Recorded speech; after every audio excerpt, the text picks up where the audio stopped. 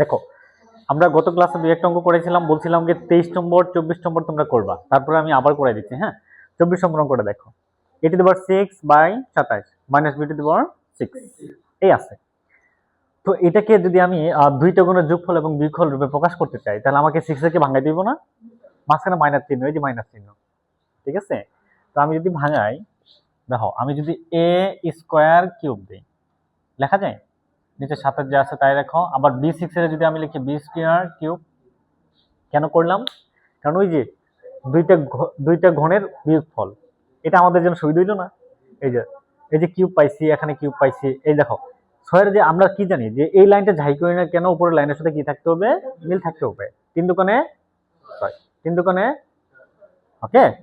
এখন দেখো 27 এর ভাঙাও 3 নং 3 তারিখে, আমি কিন্তু এটা ভাগর ভাঙাচ্ছি। হ্যাঁ, তাহলে উপরে যা আছে তাই রাখো, a²3, আর 27 ভাঙলে হয় 3³ মাইনাস এটা যা আছে তাই।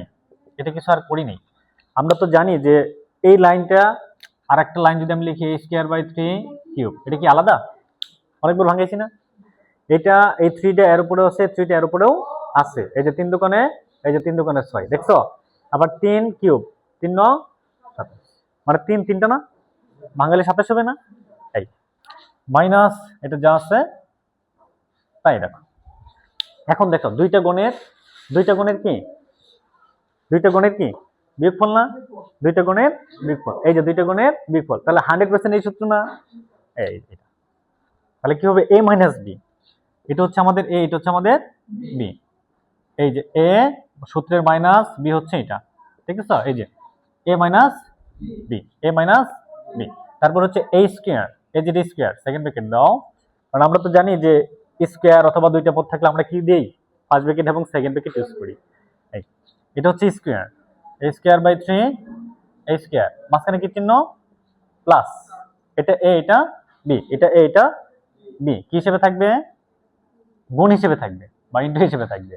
মাঝখানে কি চিহ্ন, প্লাস, দেখছো এই যে প্লাস b², এটা স্কয়ার হবে না, এই যে b²² দেখো এখানে আবার b² আছে, তোমরা বললো না স্যার b², এরকম না, এখানে b²ই হচ্ছে আমাদের b, এই যে b, উপরে স্কয়ার হচ্ছে সূত্রের, ওকে।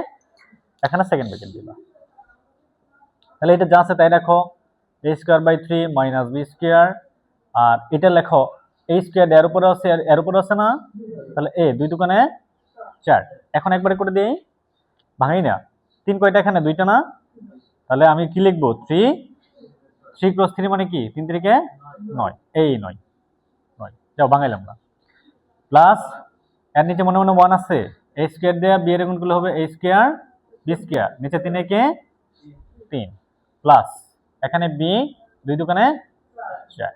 এই যদি তোমরা লসাগু করতে পারো কোনো সমস্যা না, আর যদি বলতো না স্যার এটাই आंसर দেব, কোনো সমস্যা নাই, এটাই आंसर দেব, ওকে।